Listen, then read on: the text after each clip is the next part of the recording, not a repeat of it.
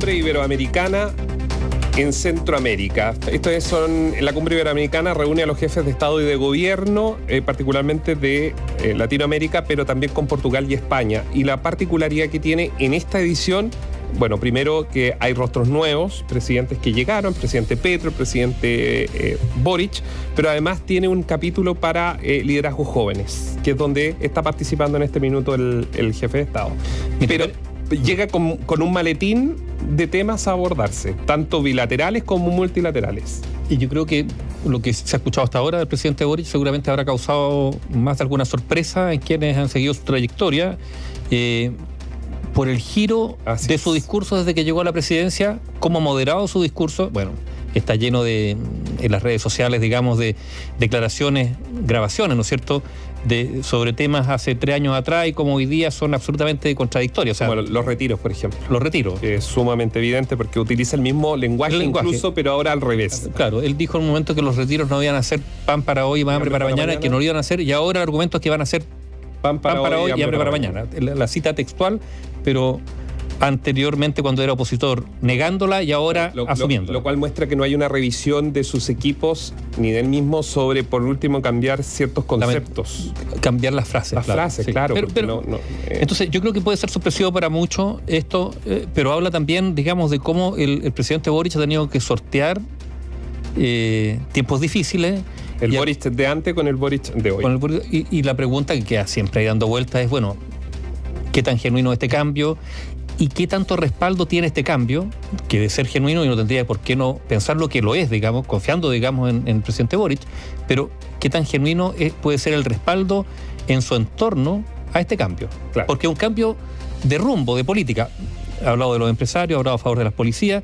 Es un tema, por lo tanto, yo creo que muy, muy relevante y probablemente va a causar sorpresa en algunos que esperaban quizás discursos más. Ya hay una, ¿sabes cuál? Una moneda regional. El presidente que la descarta.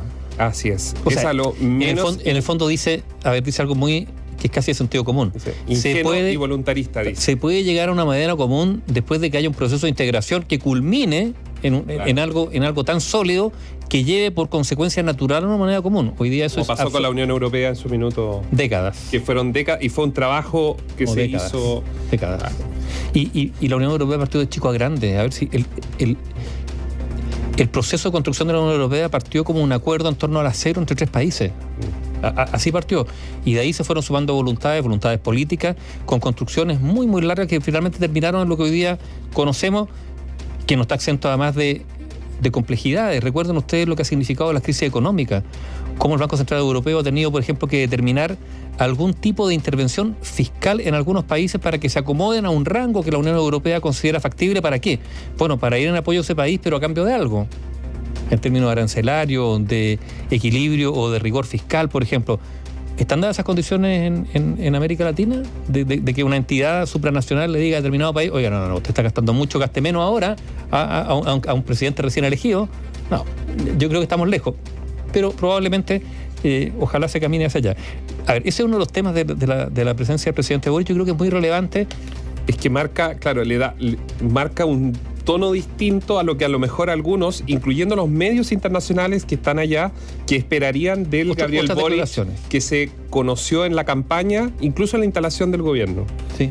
Y por eso es que genera, y es bueno contarles, genera tanto titular en México, en países centroamericanos mismo o latinoamericanos, de que el presidente, por ejemplo, le dé un portazo a propuestas como una moneda única. Bueno, ese es un tema, recordemos además la distancia que él ha mantenido con el gobierno de Nicaragua.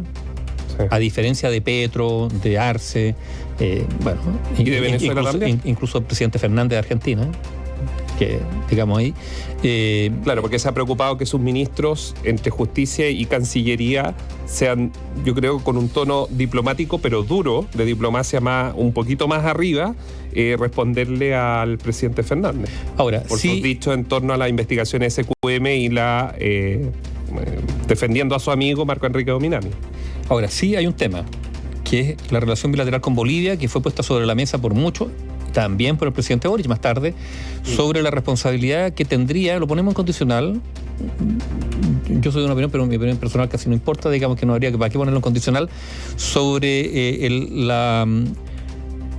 A ver, la poca colaboración de Bolivia para frenar el flujo irregular migratorio en nuestro país. Por el lado de Bolivia hay una puerta abierta hacia ingresar a Chile y así... Pero hay constatación de hechos. Sí. O sea, no más que son los hechos.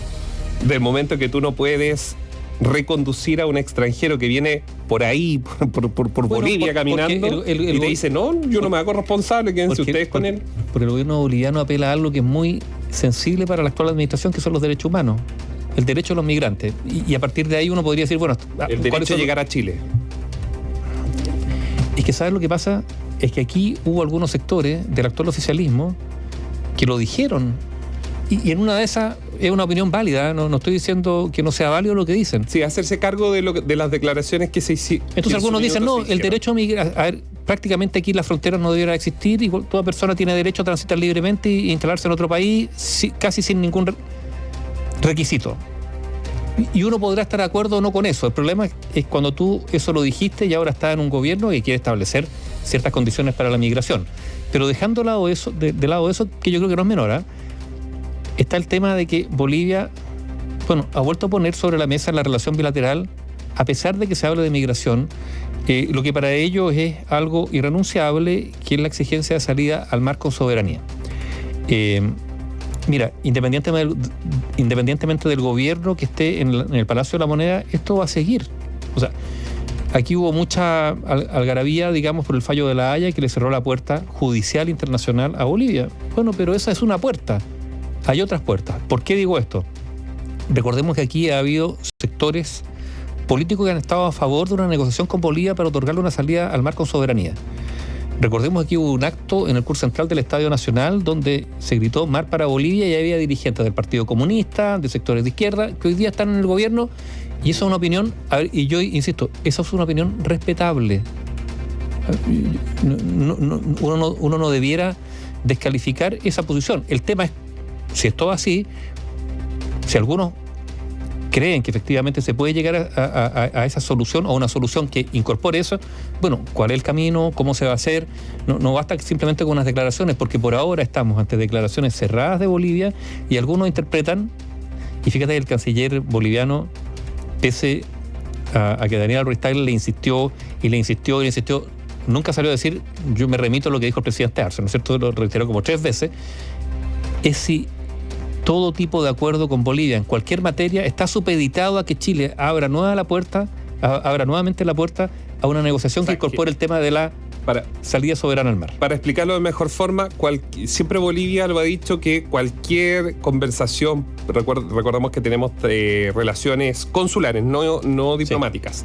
Cualquier relación consular que pueda llevarnos a una relación diplomática está sujeto a agendas. Pero el asunto es que Bolivia siempre dentro de los punteos de esa agenda está mar para Bolivia. ¿Y por qué? Porque es un tema constitucional en su país. Entonces también el presidente que no lo haga habría que ver qué efectos tiene internos, y lo cual se hace o se pone cuesta arriba en una relación o salida más institucional con Bolivia en el corto plazo. No sé. Que era lo que quería el presidente Boric. Y probablemente legítimamente, si no podemos estar peleados en el barrio toda la vida. Yo creo que el presidente en eso no se equivoca en tratar de... Sí, no, el punto es que si en tu razonamiento y en tu horizonte está alcanzar mejores relaciones con Bolivia y que eso pase por una negociación que incorpore esta demanda boliviana, bueno, tienes que elaborar una estrategia y ver cómo eso se puede lograr, si es que se puede lograr, porque en una de esas para eso también necesitas generar una voluntad mayoritaria en el país para eso. A ver, esta es una administración, no es la primera, pero esta es una administración que ha chocado con la realidad, que cree interpretar una posición mayoritaria y de repente se da cuenta que llegan las elecciones, lo que pasó con el plebiscito referido al proyecto constitucional, y la mayoría estaba en desacuerdo con una propuesta que el gobierno abrazó. Y por lo tanto también en materia internacional hay que ser muy cuático. Si tú quieres generar una especie de marco internacional sobre un aspecto muy muy preciso, que se modifique la tradición, bueno, para eso tendrás que concitar una mayoría, porque si no te vas a enfrentar, digamos... al golpe, claro. Digamos, a la realidad de que tu posición es minoritaria y por lo tanto no va a prosperar. Ahora, tú preguntabas si estos cambios de posición son genuinos. Yo creo que la pregunta se responde la misma noche del 4 de septiembre y posterior, porque lo que se ha dicho, yo creo que incluyendo el propio presidente... Yo creo que hay que actuar de la buena fe. Genuinamente ellos, Sí. pero es que genuinamente ellos creen que que el proyecto es demasiado adelantado para lo que el ritmo del país, que actualmente tiene como ritmo el país. Pero si lo han dicho el propio presidente, lo han dicho los ministros. Es que yo no sé si es un los problema, ideólogos. yo no sé si es un problema de ritmo, simplemente, digamos, de coincidir o no coincidir, digamos, con el sentimiento Sí, pero yo no sé si mayoritario. ellos han renunciado a esa posición, a eso No, voy. probablemente no. La moderaron y ahí está la pregunta, ¿tiene algo bueno o malo? Yo creo que es entender la realidad actual. Pero que hayan renunciado a esa... Claro, lo que pasa, sí, está bien. Una cosa es renunciar, lo que pasa es que aquí hemos escuchado explicaciones y hay ex convencionales que han hecho giras por todo el mundo, lo están haciendo ahora algunos, dando una explicación, a mi juicio, barata y falsa, de por qué el proyecto constitucional fue rechazado, echándole la culpa prácticamente a la desinformación cuando aquí hubo un debate gigantesco respecto al proyecto constitucional. O sea, entonces, también hay una tergiversación de las razones por las cuales la propuesta constitucional fracasó tan rotundamente, además, porque aquí no estamos hablando de una diferencia leve, sino todo lo contrario. Entonces, sí, una cosa es asumir la realidad, pero lo otro también es actuar en consecuencia con ello. Mira, uno tiene, esto es una opinión bien personal, uno tiene la sensación que llevamos 1, 2, 3, 4 gobiernos donde quienes actúan como opositores son muy, muy intransigentes a la hora de acoger las propuestas del oficialismo del momento, y esto cuando cambia digamos, de signo, se traslada inmediatamente a quien ahora pasa a ser opositor. O sea, los discursos de oposición y gobierno en Chile son casi idénticos. Y da lo mismo quien sea oposición y gobierno, sea de derecha o izquierda, los opositores actúan igual y los gobiernistas actúan igual. Hay una cerrazón muy, muy grande, y si uno mira proyectos que son relevantes, en términos gruesos, ¿no? Pensiones, salud, educación, tributo, Chile lleva hace mucho tiempo golpeándose la cabeza contra una pared por la incapacidad del mundo político para alcanzar acuerdos. Y eso no es gratis. O sea, cuando lo hablábamos hoy día, Néstor, ¿no es cierto?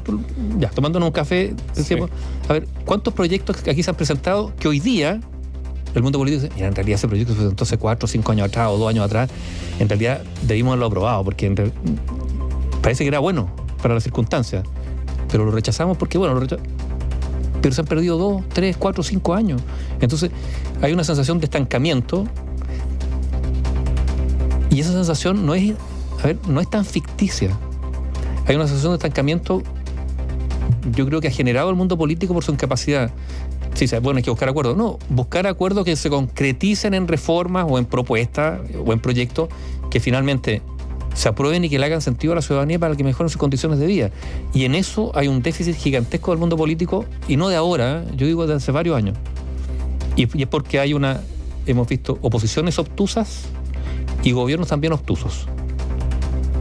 Desde que alguien inventó que la política de los acuerdos era malo, porque así fue, ¿no es cierto? Y en eso hay una gran responsabilidad de las generaciones jóvenes. Sí, pero en el gobierno 2 de Mr. Bachelet también, entonces, la política de los acuerdos era algo despreciable, y por lo tanto el concepto de acuerdo se deslegitimó.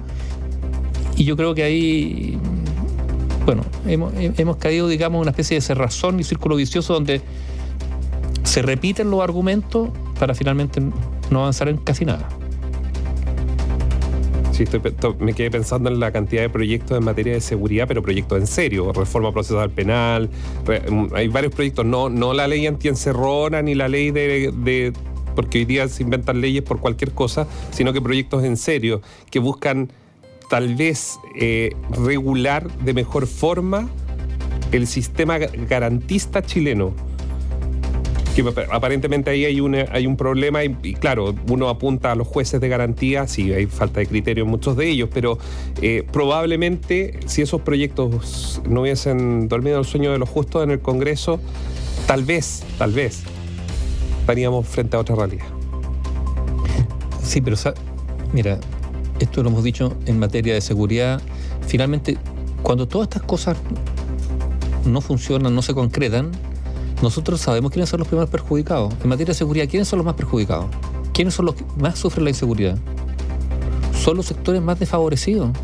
Los sectores más desfavorecidos donde la inseguridad campea a sus anchas, donde hay una menor presencia del Estado, donde hay menos redes sociales, donde hay menor contención, y esas son las personas que más sufren. Entonces, claro, A veces en algunos sectores más acomodados, incluido el mundo político, esto se mira desde un cierto horizonte que es bastante más cómodo. Sí, pero una dura tarea, porque también el contenido de los debates en el Congreso no ha estado a la altura.